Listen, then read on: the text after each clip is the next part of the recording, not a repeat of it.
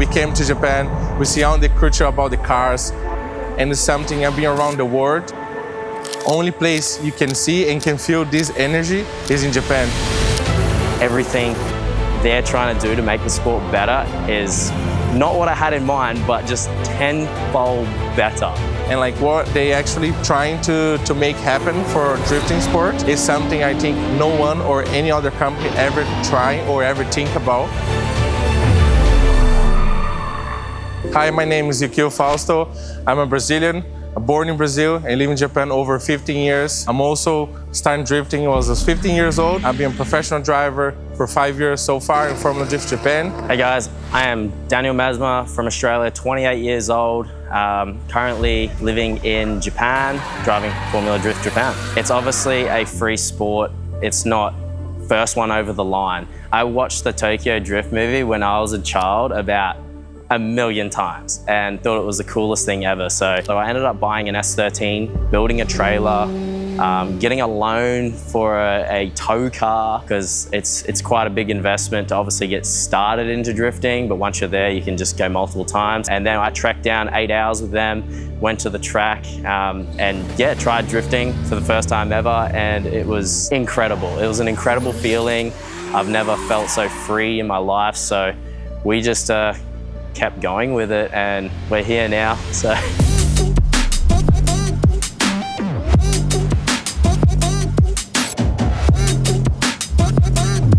I think drifting in Japan is like more a culture. It's not just about just motorsports. Like people who actually drift in Japan is because they love it. It's not really about the image or media or anything. It's just about passion. I think drifting in Japan is really something different. It's not just professional, but also a passion. We just ended up, I guess, loving it over here, getting stuck over here and trying to compete over here because it's obviously a much higher level being the place it was born. So ever since then, we've been trying to drive professionally over here. Drift is like so much knowledge you have to have about the length of the car, the speed, the angle and everything. So I think to have those visions to drive one drift car with that speed, that much smoke we come out the tires, we improve so much the skills of the drivers and also of the team to be able to see small mistakes to fix again the top drivers, and one day we can be the top drivers too. Hi, I'm Stephanie Trowbridge. I am the Managing Director of the Sideways Experience, and that's an international drift school located at Ebisu Circuit in Japan, where we rent out cars and we run driving programs and schools to teach people how to drift. We're really wanting to grow the business so we can have as many people come to Japan to learn drifting and experience what we love the most. The way we kind of overcome that is we're very fortunate to have a lot of YouTubers and a lot of media surrounding Ebisu Circuit. And so that's been really prolific in helping us grow, as well as word of mouth. What we run is an experience, and as people really enjoy the experience, we're just growing more and more and more. So it's been really special to experience that. And so it's really important to us to maintain a really competitive edge within both our competition drift cars and our school cars. We do that. Our mechanics spend so much time actually researching about the cars, testing, trying new products, just so we can bring the best possible experience to Ebisu Circuit. We're constantly on top of this car. Every single time it goes out, the whole thing is checked over, like meticulously. We even pulled the gearbox out at the track to adjust the clutch and check everything, make sure everything was okay. So it's just a constant staying on top of this thing, making sure it's not going to break on our driver. And that's what we do for a living. We teach in drifting, we do drifting, and we also take care of the customers who take also cars to Japan to also do the same thing we are doing now.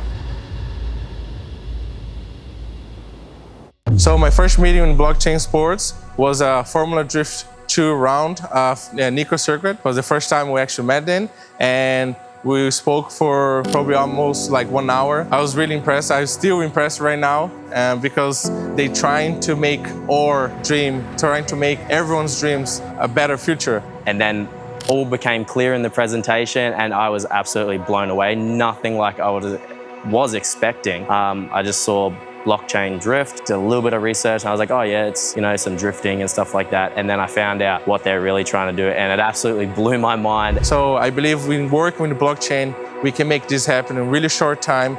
and we can take our name there, and Blockchain Sports would be the only one company to be improving the future of drift. That's my plan, and I believe that's Blockchain Sports' plan too.